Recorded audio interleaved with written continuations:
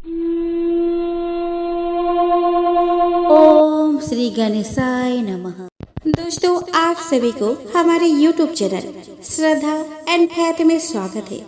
दोस्तों, आप सभी को जितिया व्रत की हार्दिक शुभकामनाएं। दोस्तों, आज आश्विन मास की 9वीं तिथि है और जिन माताओं एवं बहनों ने कल जितिया का निर्जला व्रत रखा था, वे आज व्रत का पालन करेंगे।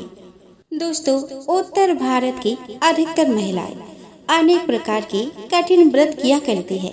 कुछ ऐसे भी व्रत हैं जिनमें 24 घंटे पानी नहीं पिया जाता। इसी प्रकार के व्रतों में एक व्रत है जीवित पुत्रिका का व्रत, जिसे जितिया और जीवतिया भी कहते हैं। दोस्तों, यह व्रत आश्विन के महीने में आता है। इन दिनों बड़ी तेज धूप पड़ती है। उस भयंकर गर्मी के समय भूखा प्यासा रहना कोई साधारण कार्य नहीं है। तो दोस्तों, आज जितिया के पारण के दिन मैं आपको एक ऐसे ही बूढ़ी माँ की जितिया व्रत की कथा सुनाऊंगी। दोस्तों, इस कथा को आप प्रसन्न चित्त मन से पूरी जरूर सुनिएगा और अगर कथा आपको अच्छी लगे तो कमेंट बॉक्स में जितिया माई की जय जरूर बोल कर जाइएगा। तो दोस्तों, कथा इस प्रकार है। दोस्तों, एक बूढ़ी माई अपने पुत्र और पौत्रों की भलाई, उनकी लंबी उम्र एवं उनके सुख सुविधा के लिए, उनके मंगल कामना के लिए शुरू से ही जितिया का व्रत रखते आई है। लेकिन वह अब बूढ़ी हो चुकी है। बहुत मुश्किल से तो वह चल पाती है। घर वालों ने कहा कि माँ, अब तुम बूढ़ी हो गई हो, अब जितिया का व्रत रखना छोड़ दो, क्योंकि यह बहुत कठिन व्रत है। पर बूढ़ी माँ ने उनकी एक ना सुनी और वे जितिया का व्रत रखी। नहाए खाए का दिन तो बीत गया और आज उन्होंने निर्जला व्रत रखा। वे दिन भर तो जरा कठोर मन करके अपने प्यास को रोके रही। शाम हुई तो पूजा पाठ की, कथा सुनी। उन्हें गर्मी के कारण बहुत बेचैनी हो रही थी। इस कारण से बड़ी देर तक पानी में पड़ी रही और पानी के कुल्ला करती रही, मुंह धोती रही। तब कहीं थोड़ा बहुत धैर्य बंध पाया। धूप तो तेज पड़ रही थी, इस कारण बार बार मुंह सूख रहा था। बूढ़ी माँ बहुत बेचैन हो रही थी। एक बुढ़ापा और दूसरी यह भयंकर गर्मी। वृद्धावस्था की स्थिति तो कुछ दूसरे ही प्रकार की होती है। जैसे तैसे रो धोकर दिन कट पाया। अब पहाड़ सी रात सामने थी। उसका कटना बड़ा ही कठिन दिखाई दे रहा था। खटिया पर पड़े शांति नहीं मिल रही थी। वे बार बार करवट बदल रही थी। आने के बाद वे बाहर जाती और भीतर आती। उन्हें घर के अंदर शांति नहीं थी। वे परी परी जितिया माई का स्मरण करती रही।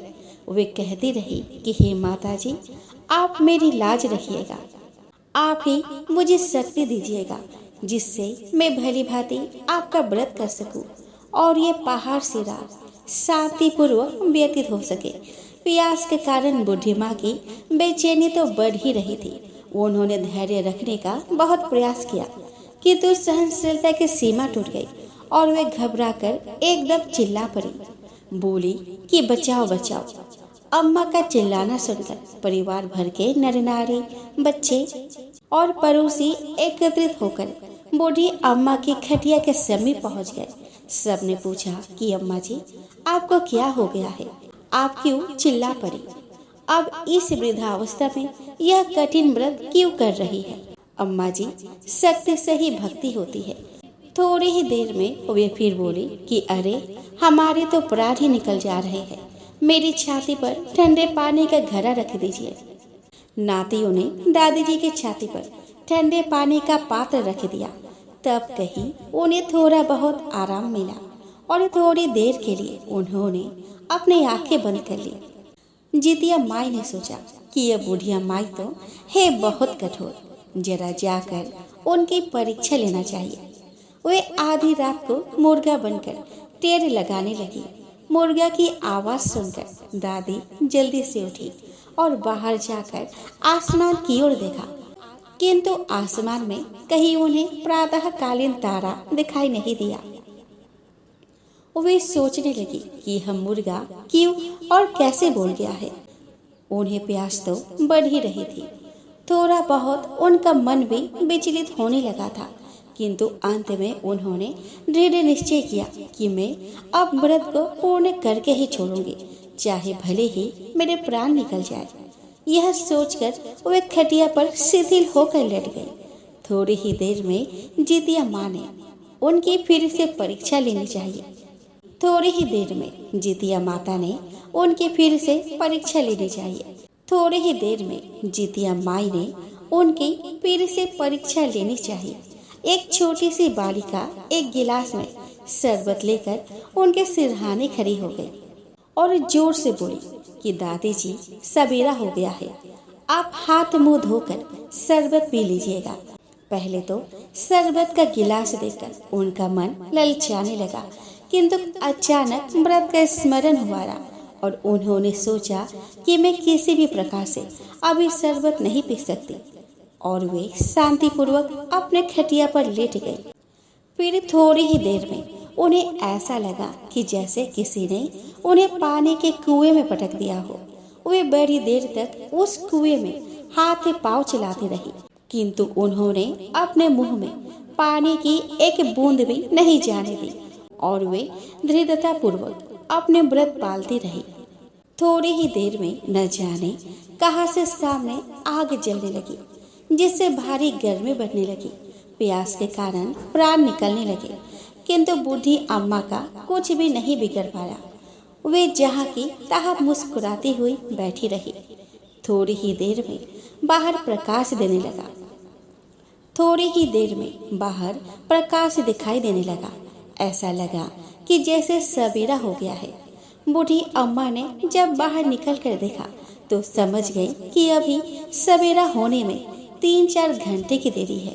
यह जानकर वे शांतिपूर्वक इधर उधर घूमने फिरने लगे।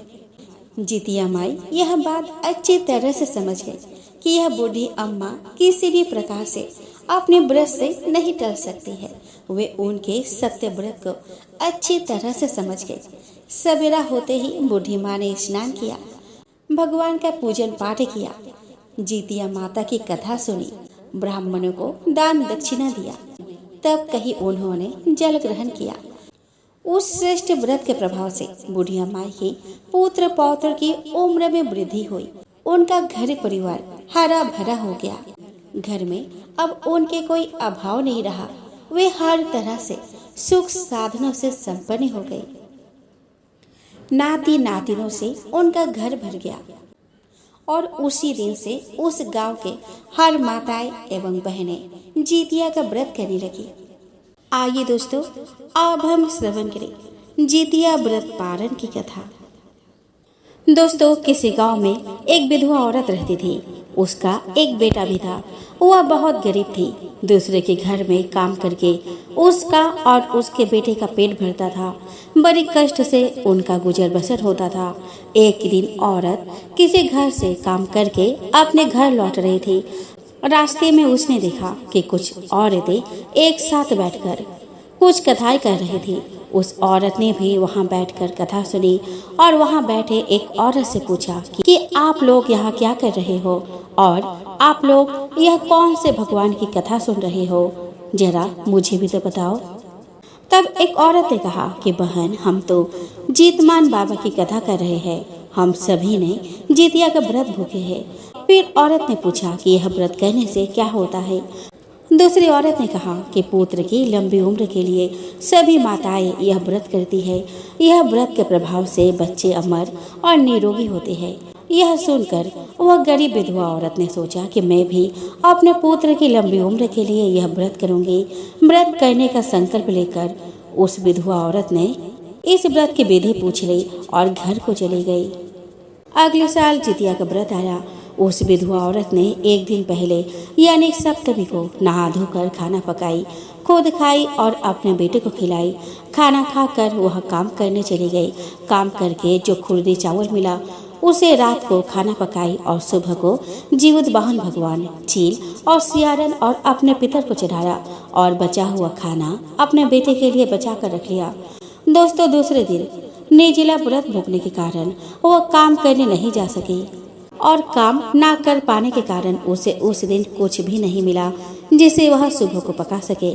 दूसरे दिन घर में पकाने के लिए कुछ भी नहीं था, अतः उस विधवा ने सोचा कि इस बासी भोजन को खाकर मैं दूसरे के घर काम पर चली जाऊंगी। उसने उस बासी भोजन से ही पारण किया, जिससे जीमूत वाहन भगवान नाराज हो गए और एक अजगर ने उसके बेटे को, जो कि आंगन में खेल रहा था, उसे निगल लिया।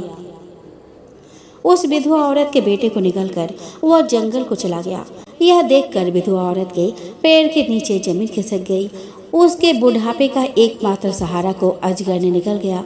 बेटे के सिवाय उसका कोई था भी तो नहीं। उसके ऊपर दुखों का पहाड़ टूट पड़ा। वह बुढ़िया बहुत दुखी हुई और क्रोध होकर कहने लगी कि मुझे यह जितिया का व्रत नहीं करना चाहिए था। जीमूत महाराज के व्रत करने के कारण मेरा बेटा आज काल का ग्रास बन गया है। यह सुनकर एक बुढ़िया माई, जो कि साक्षात जीमूत वाहन भगवान थे, उस विधवा औरत के पास आए और बोले कि तुम्हारा पुत्र जीमूत महाराज के व्रत करने से नहीं, बल्कि तेरी बासी भोजन से पारण करने से काल के ग्रास में चला गया है, क्योंकि तुमने ठंडा भोजन खाकर व्रत का पारण किया। विधवा औरत ने कहा कि माई, मुझे तो पता नहीं था कि ठंडा भोजन से पारण नहीं करना है, मैंने भूलवश ऐसा किया है। तो बुढ़िया माई ने कहा कि इसीलिए तो तुम्हारा बेटा अजगर के पेट में होने के बावजूद भी वह जीवित है। तुम उसे देख तो पाओगी पर उसे छू नहीं पाओगी। विधवा औरत कहती है कि अपने बेटे को वापस पाने के लिए अब मैं क्या करूं? कोई उपाय है तो बताओ माई। बुढ़िया माई कहती है कि अगले साल फिर से जितिया का व्रत आएगा। तुम पूरे विधि विधान से जितिया का व्रत करो और ध्यान रहे कि पारण हमेशा गरम गरम खाने से ही करना। जैसे जैसे गर्मा गर्म खाना तुम्हारे गले में जाएगा, वैसे वैसे तुम्हारा पुत्र अजगर के पेट से निकलता जाएगा। इतना कहकर वो वहाँ से अंतर्ध्यान हो गई। विधवा औरत रोज जंगल में जाती और अपने बेटे को निहारती और आश्विन मास आने का बड़ी बेसब्री के साथ इंतजार करती।